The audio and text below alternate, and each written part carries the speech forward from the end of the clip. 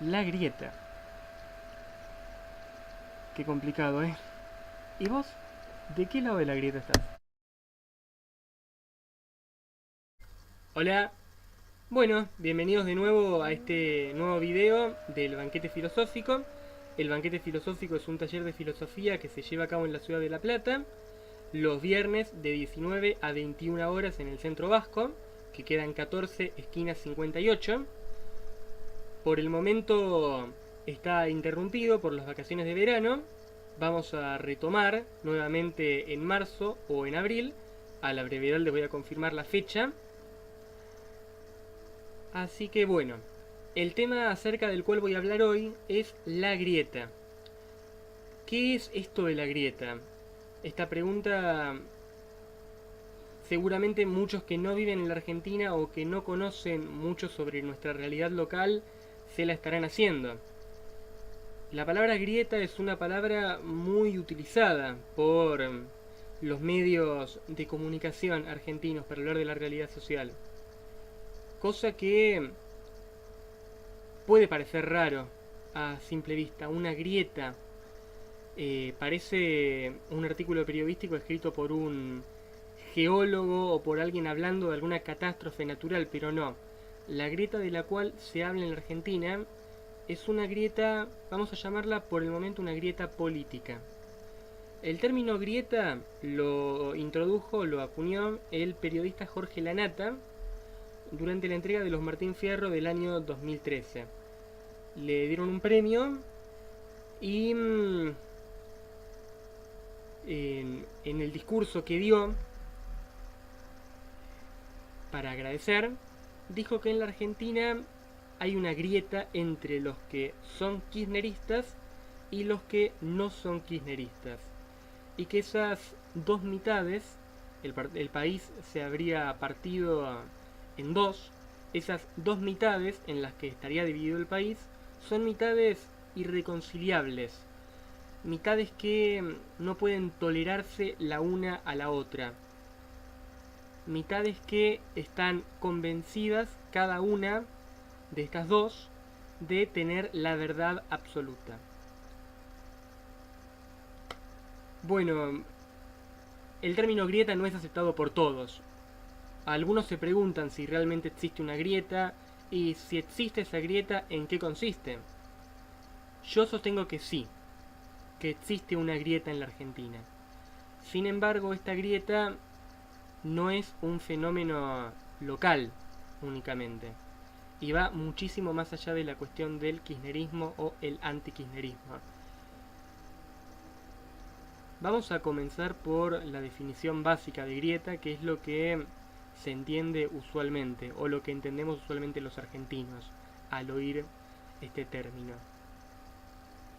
Esta definición, que parece casi sacada del sentido común, de por un lado unos, por otro lado otros, las dos partes están convencidas cada una de que tiene la verdad única e incuestionable y absoluta. Bueno, yo esa definición de grieta la cuestiono. ¿Por qué? Porque creo que es algo muchísimo más complejo. Personas o grupos de personas que estaban convencidos de tener la verdad y que se peleaban, por decirlo de alguna manera, por eso existió siempre. Sin embargo, lo que hay ahora es algo más complejo. ¿Y qué quiero decir con más complejo?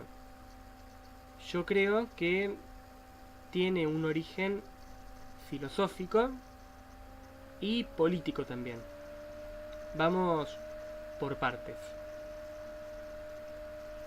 Estas grietas que han surgido recientemente no son grietas que se pelean tanto por ver quién tiene razón y quién no.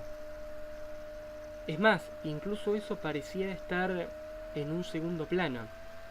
Son grietas donde parece que lo que dice el otro no, no es un aporte para mí.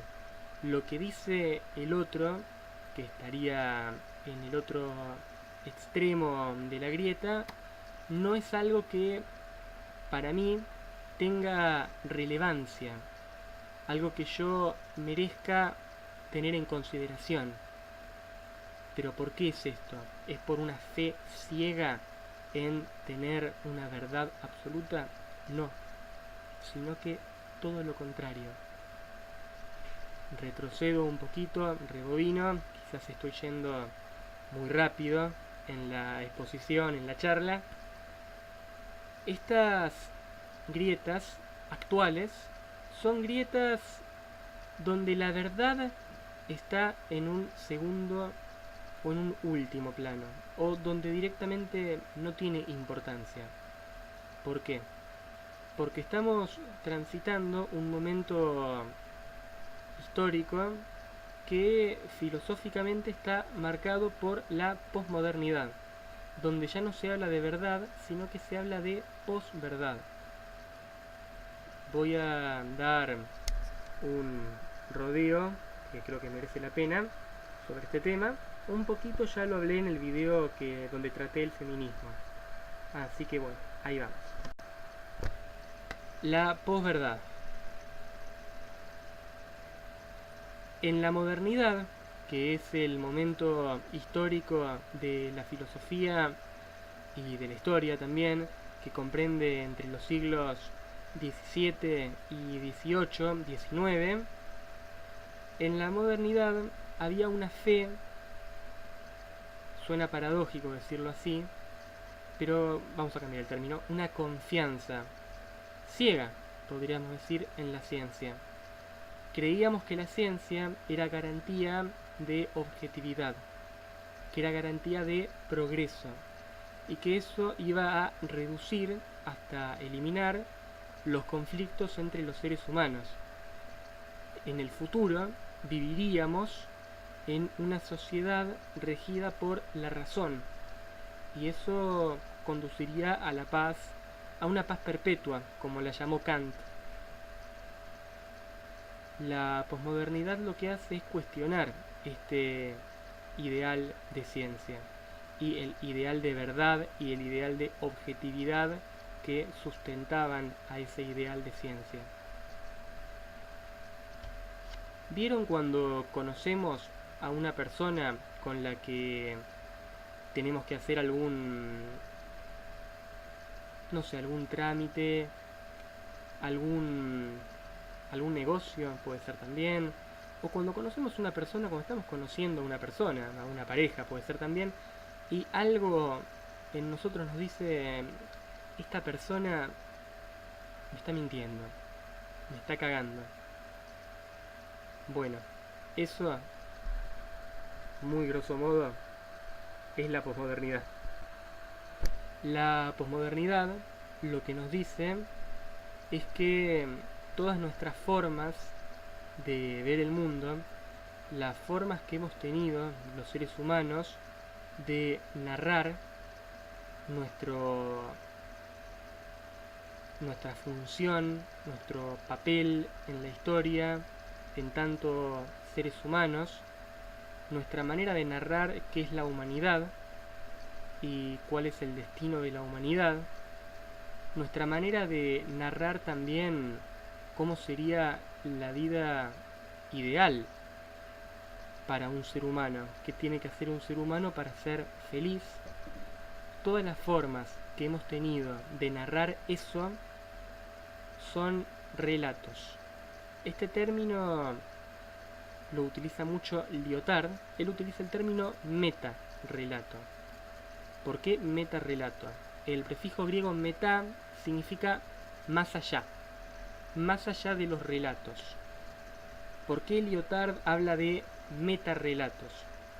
Porque lo que él dice es que más allá del relato, más allá de nuestras creencias, porque un relato al fin y al cabo es una creencia, detrás de esos relatos hay intereses, hay valoraciones. ¿Qué significa que haya intereses o que haya valoraciones? Significa que nuestros relatos, esto puede incluir tanto al arte como a la ciencia, como a la religión o como cualquier otra disciplina, digamos, o incluso los preceptos de nuestro sentido común, los refranes populares, puede incluir un montón de cosas el término relato. Detrás de los relatos no hay una verdad objetiva, indudable para todo el mundo e incuestionable, sino que lo que hay detrás de los relatos es un interés por mantener un determinado orden social. Y hay valoraciones. Valoraciones en el sentido de esto me gusta, esto no me gusta. El término valores en filosofía tiene un significado, tiene varios significados. Cuando hablo de valores, yo hablé de valoraciones, pero también se puede usar el término valores. Cuando se habla de valores no hay que entenderlo como ideales morales, que muchas veces cuando se habla de los valores se habla de eso, de ideales morales. No, valores o valoraciones en el sentido de valorar. Valorar esto me gusta, esto no me gusta, esto me parece más atinado, esto me parece más desatinado, esto me parece más adecuado o más inadecuado para mi vida. Volvamos a Lyotard.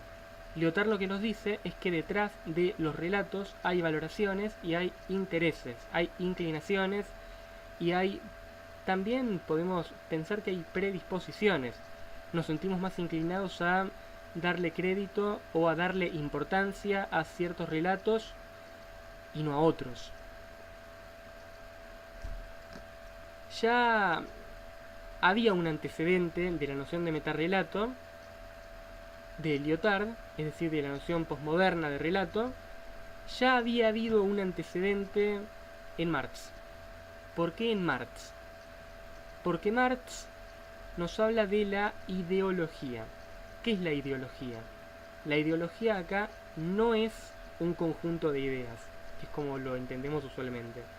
Ideología para Marx es una conciencia falsa, una conciencia ilusoria.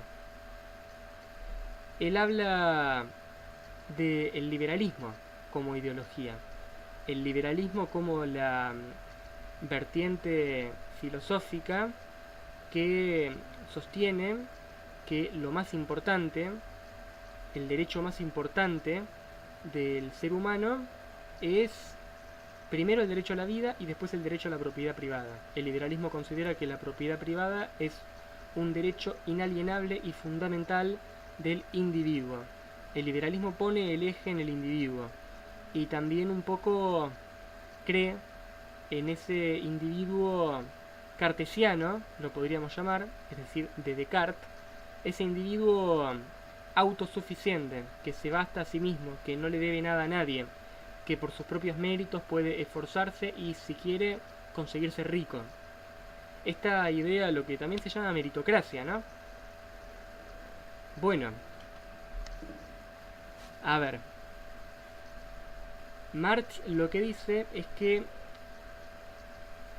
la sociedad de su época tiene una ideología porque tiene una conciencia falsa acerca del ser humano, porque la ideología lo que hace creer a las personas es que el orden social vigente es algo natural, que es algo atemporal, que es algo ahistórico, que las cosas siempre fueron así, que van a seguir siendo así y que no pueden ser de otra manera y que intentar cambiarlas es contraproducente y hasta nocivo. Ahora bien, Marx lo que quería decir, como suelen representarlo los detractores de Marx, los que lo ridiculizan, es que la burguesía tramó un complot para engañar a todos, para que los obreros crean que su condición servil y sometida al capital era algo inevitable por naturaleza. Es decir, los burgueses eran unos pillos que se inventaron un relato para engañar a la gente y de paso para engañar a las generaciones venideras. No. Porque Marx también nos dice que el burgués está engañado incluso él mismo. El burgués cree que es burgués porque Dios lo quiso así, porque la naturaleza lo quiso así, o porque es normal que eso sea así. que era algo inevitable. Ahora bien, la noción marxiana de ideología y la noción de relato difieren en un aspecto importantísimo, porque Marx todavía sigue creyendo en un ideal moderno de razón. Marx, en cierto modo, todavía reivindica a los pensadores que fueron los mentores intelectuales de la Revolución Francesa, que sostienen que el hombre es un ser perfectible que puede perfeccionarse por medio de la razón. Ese ideal lo sigue sosteniendo Marx, por más que sea antimoderno en otros aspectos, por ejemplo en la crítica feroz que hace al individualismo. Sin embargo, esa noción de razón y esa noción de ciencia todavía la mantiene, y la posmodernidad va a ir precisamente en contra de eso. Ya arrancando por Nietzsche. Nietzsche en su escrito, en su obra póstuma sobre verdad y mentira en sentido extramoral, nos dice que la verdad es una mentira, que la verdad es un invento, que es una artimaña creada por el ser humano para poder sobrevivir, y que en realidad la objetividad es como una especie de acuerdo tácito que hemos hecho todos para poder convivir tranquilamente, que no hay objetividad sino que hay intersubjetividad. Bueno, la posmodernidad va a profundizar lo que ese concepto, esas nociones desarrolladas por Nietzsche. Ahora vamos a volver a la noción de grieta. La noción de grieta, tal como está planteada actualmente, parece ser una grieta entre dos relatos que son conscientes de ser relatos. Es decir, de relatos que ya no les importa legitimarse por vía de la verdad, sino por vía de la batalla cultural, digamos. ¿Quién se impone? ¿Quién triunfa en el sentido común?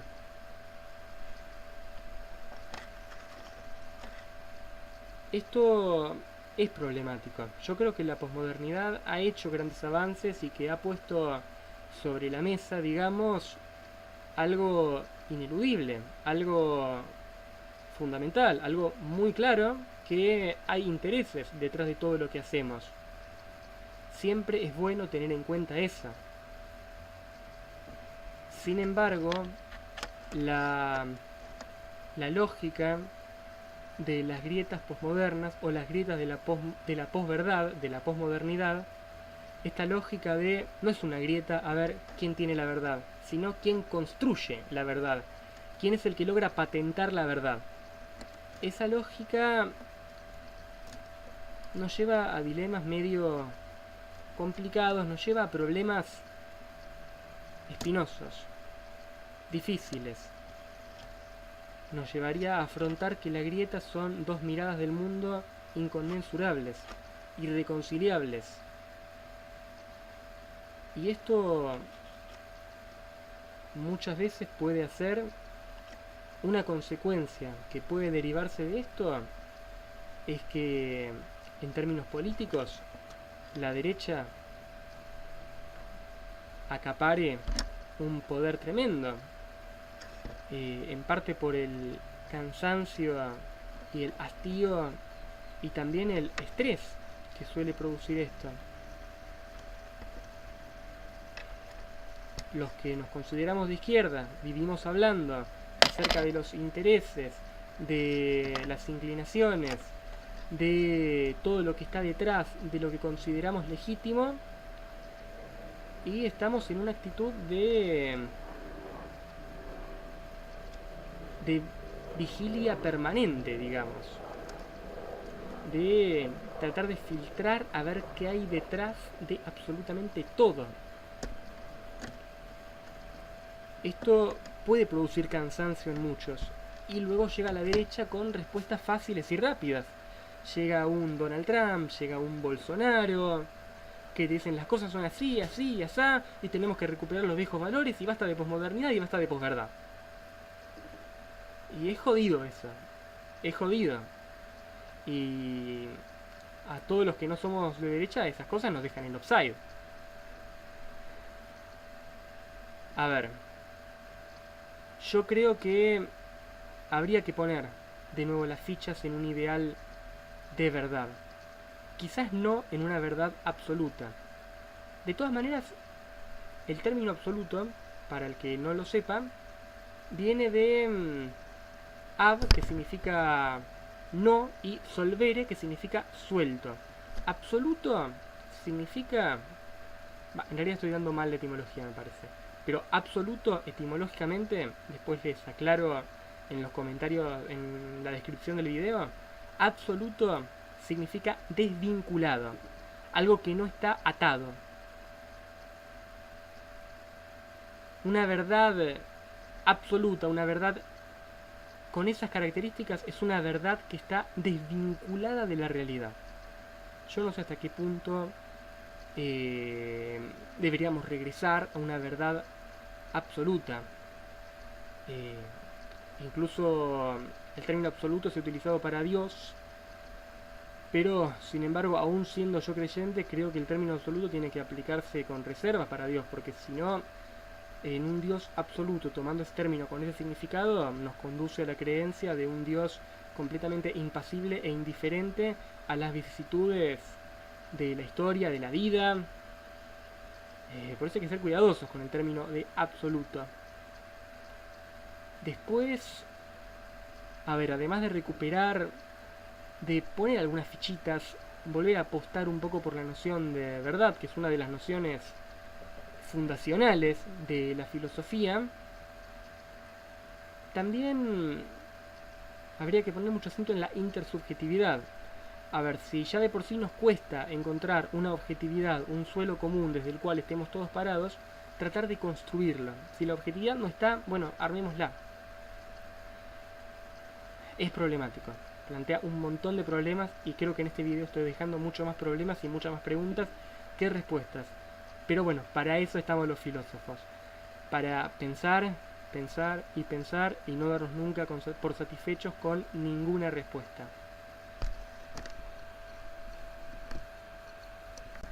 Espero que no haya sido medio desalentador este video. Hay que seguir pensando, hay que seguir filosofando. Y bueno, este tema es uno de los temas más candentes, uno de los más polémicos. Así que bueno, me gustaría saber sus opiniones y sobre cualquier tema que ustedes quieran que yo hable, sugiéranmelo. Sugiéranmelo en los comentarios y lo voy a hacer. Bueno, muchísimas gracias a todos por escucharme. Nos vemos, hasta la próxima. Ya me estaba olvidando, será que no me gusta hacerlo, no me gusta decirlo, pero bueno, no queda otra opción, lo tengo que decir. Les pido que se suscriban a este canal, así cada vez que suba un video nuevo les va a aparecer el avisito con la notificación. Ahora sí, nos vemos.